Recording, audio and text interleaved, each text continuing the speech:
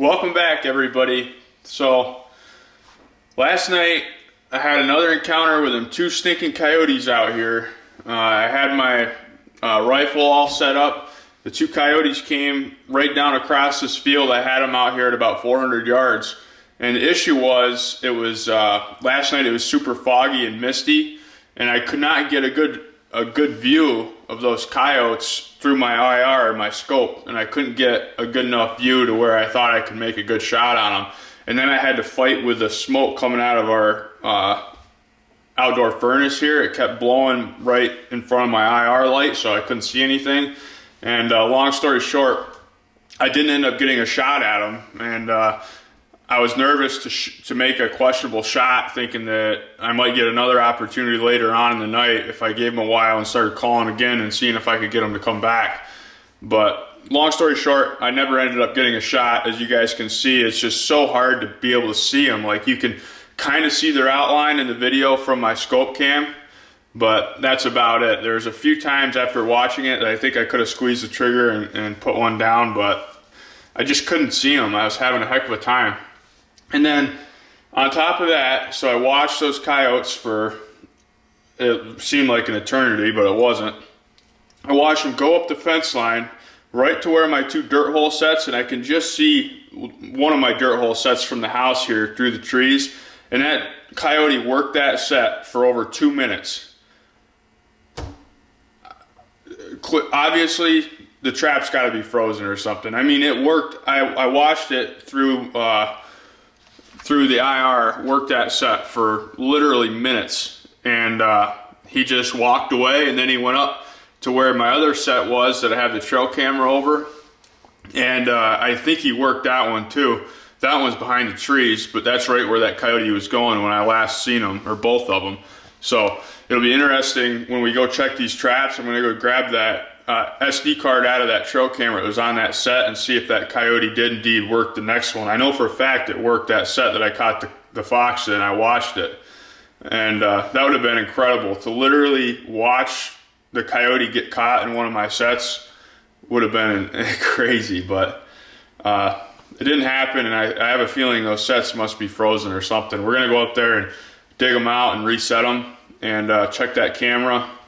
And I wanted to thank Chris Wiley. Sent me all kinds of really cool stuff in the mail this week. Old trap and fish regulations from Pennsylvania, and collectible hunting licenses. All kinds of cool stuff. Some Civil War artifacts that he found while he was metal detecting. And then him and his wife actually make necklaces and all kinds of jewelry.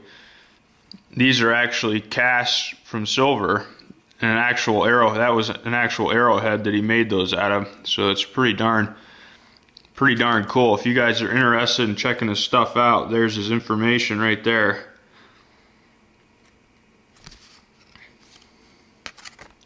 Pretty darn cool. So on top of all that with the coyotes, so I wake up in the morning, I'm rolling through my cell camera pictures, and the big buck that I was planning on going out and hunting literally this weekend in Ohio showed up with one antler. He shed an antler last night. I'm like, you have got to be kidding me. It was January 12th he shed an antler. And the good thing is the other big buck is still holding. But so here he is. There's that big buck on 1/11 at 5 in the morning. There's the other big buck. He's still holding both antlers. And then there's that buck at 3:14 the next morning on the 12th with one antler. And it's definitely him. So that kind of sucks. This buck right here is still holding both sides though, so that's a good thing. So where I'm at in Ohio, it's obviously legal to put corn down for them. So I put a bag of corn in front of that camera, and it's I pretty much fed like 100 raccoons. These deer come and they do eat out of it some, but the raccoons bully the deer right out of the corn. It's unbelievable. I've never seen anything like it. There's hundreds of raccoons in here. I don't think anybody's ever taken care of trapping or getting rid of them. I mean, you gotta see some of these pictures of the raccoons. It's incredible.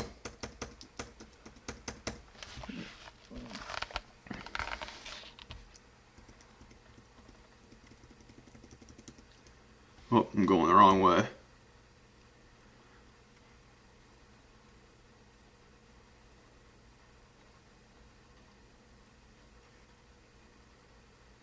Oh, it's just going through the same pictures. Oh, we gotta go to the next page. There's the buck that shed. It actually shed its left side. It's still got its right side. But you can see, like, looking at that buck, he's super run down looking. He's actually, his body's super thin, and he just looks like he had a rough rut, must be. And the squirrels out there, terrible as well. There's just tons of squirrels, but look at all these stinking raccoons. The raccoons come and just own it. So I was planning on going back out to Ohio this weekend. We have some snow coming, and I think that'll really help get those deer up on their feet. I need to put some more corn out there. It's all gone thanks to the raccoons, but we'll see. It kind of took the wind out of my sails when I woke up and seen that picture of that buck missing an antler, which really stinks. But the cool thing is, I know that antler's got to be right there.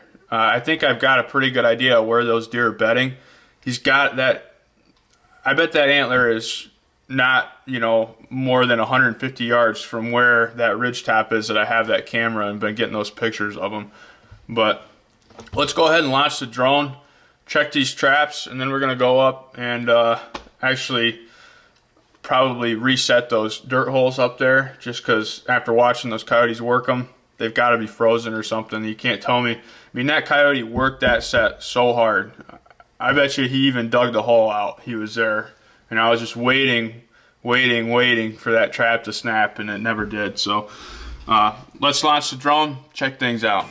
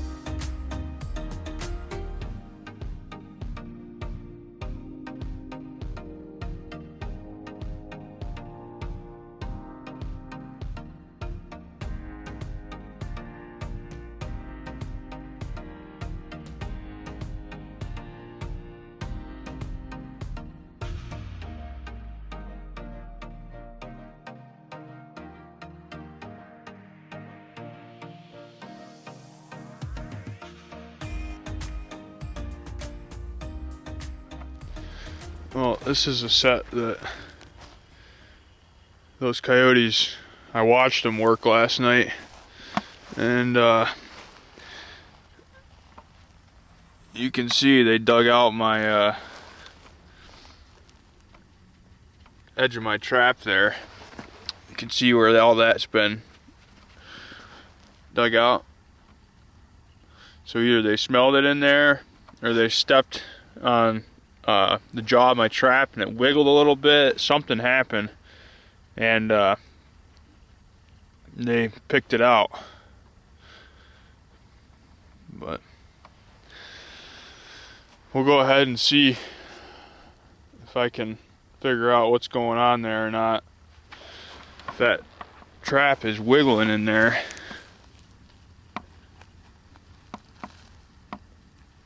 No, that thing's steady.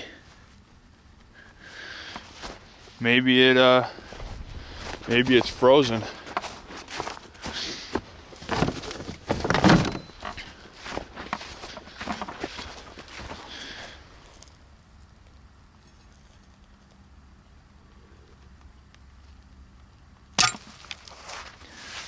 No. That would have hammered him.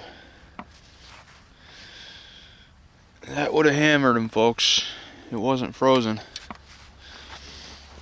They just got a whiff of it or something.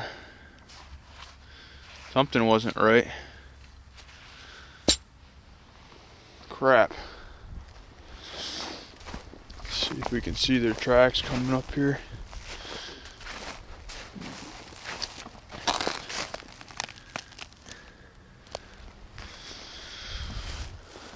And then they did go right up there to that other set, and I have a trail camera on that one, so we'll go ahead and get this reset and rebaited. I got some actual lure with me this time too, so I think that'll help.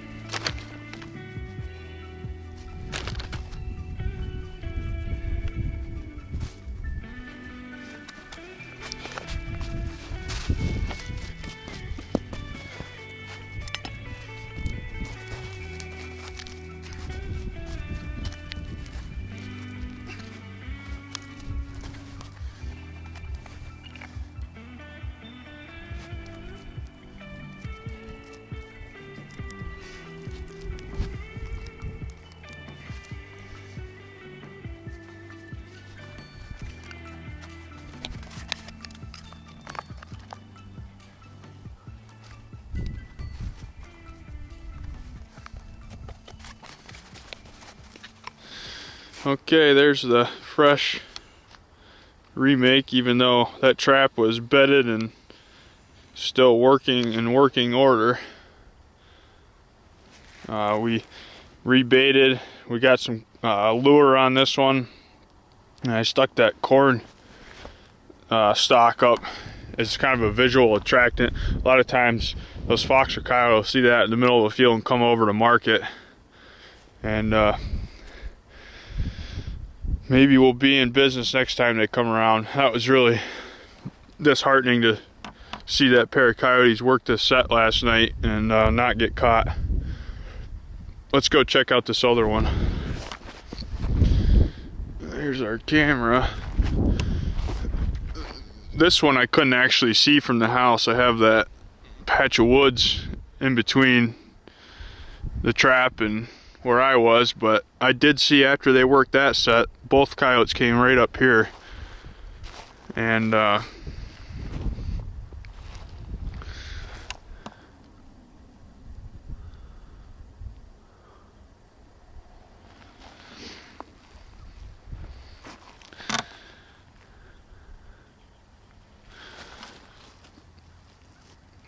looks like something did mess with that trap as well. We'll go ahead and clean that up and get it reset. See if there's any tracks around here. Yep, right there.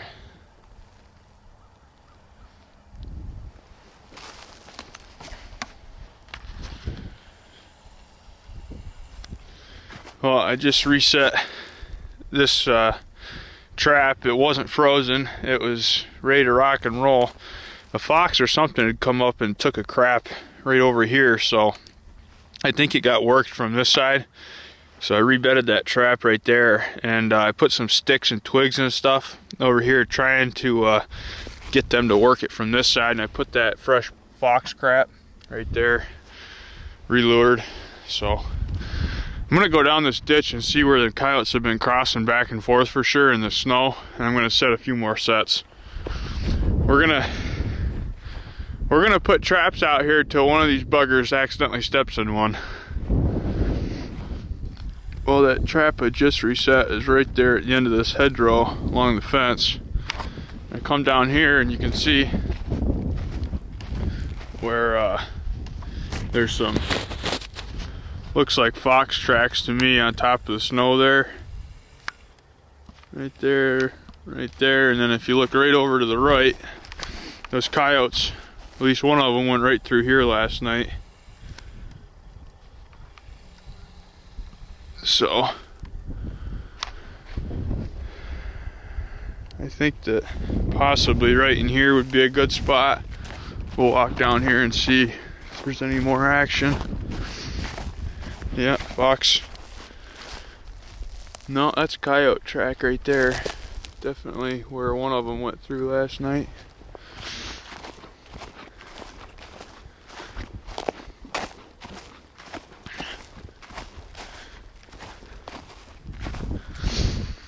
Yeah, so pretty much anywhere right here I think would be a great spot for a set, so we're gonna go ahead and do it.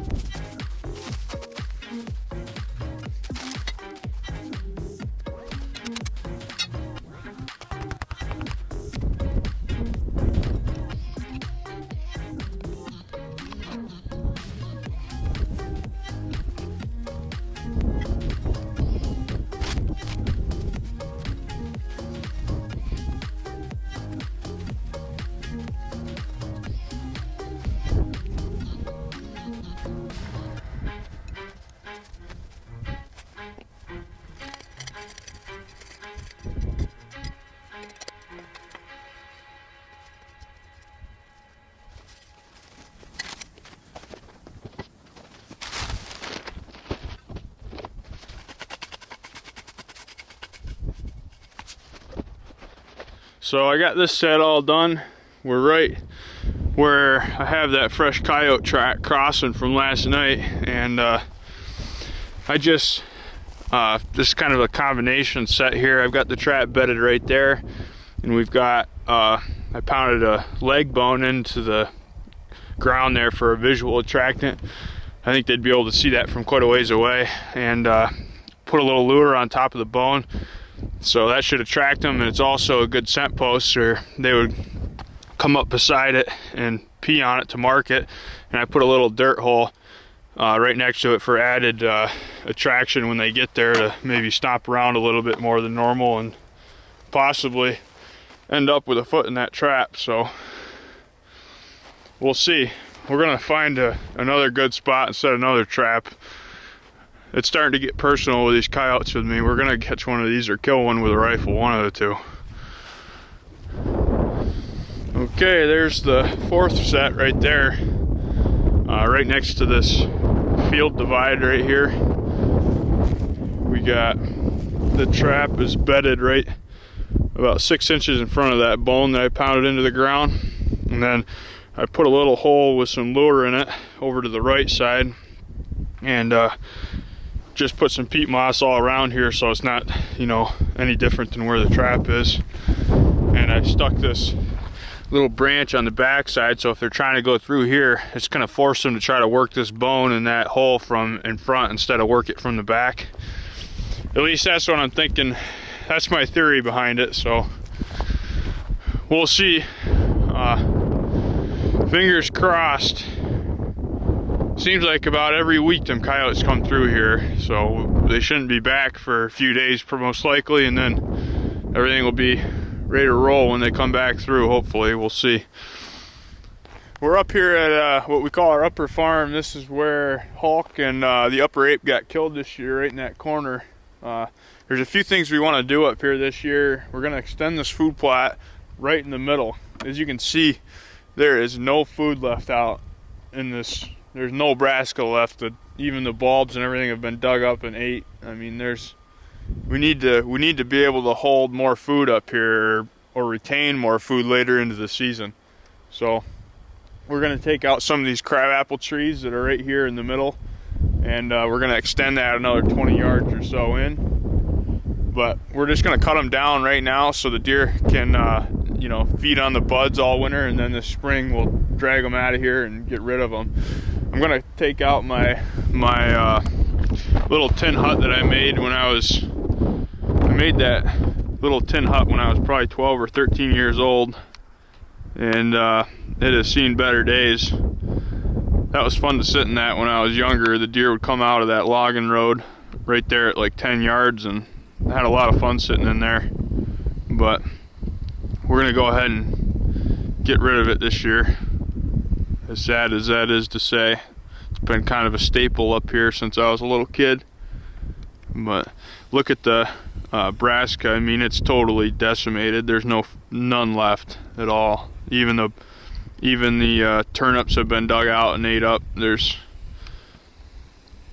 really nothing left up here. So we're gonna go ahead and take out that tree. That one's kind of a pain because it obstructs the back of the food plot. You can't see it very good with that. We're gonna take that one out. We're gonna take those two out, and then we'll have a lot of rocks to get out of there this year too, because we used to just dump rocks off the food plot right there by that tree, which now I'm wishing we never did. But it's always work. This is fun work though for me. I really enjoy doing this stuff. We'll get the chainsaw fired up and take them out.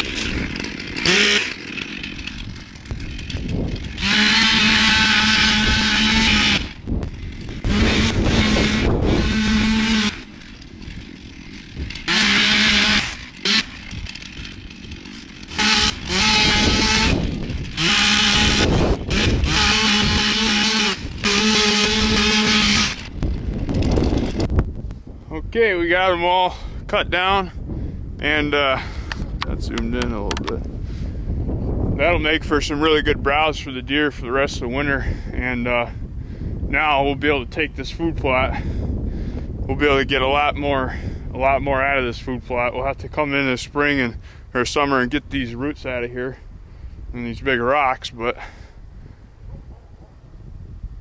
that'll turn into an awful lot more food for the deer, which is the goal. Perfect.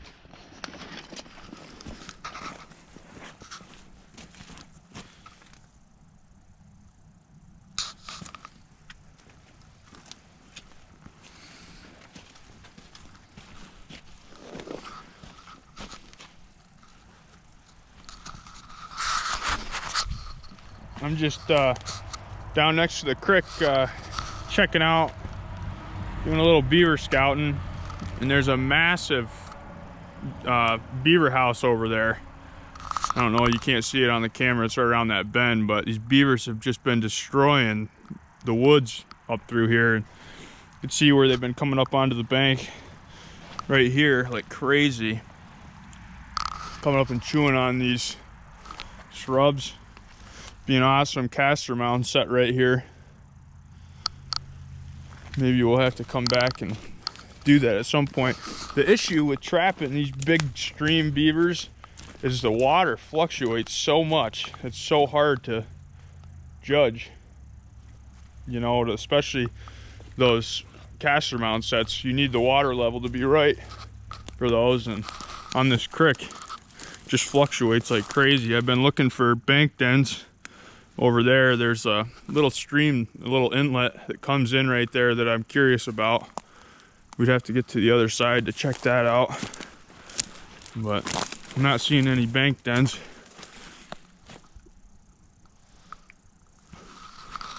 What the heck? Twisted T, and somebody's missing a bra.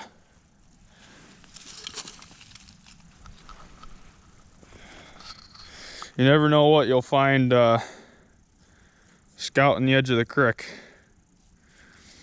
I don't know what size they are, but it's got a cute little bow on the front of them.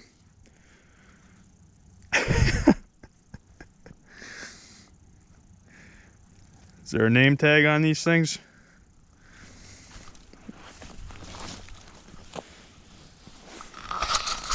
Maybe I should take them home for Kaylee.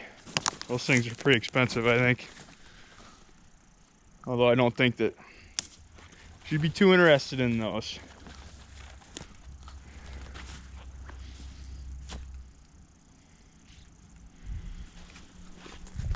I'm really hoping to find a big bank den here somewhere that they're going in and out of like crazy, and they stick a 330 on it and just hammer them. These beavers really been going to town in here.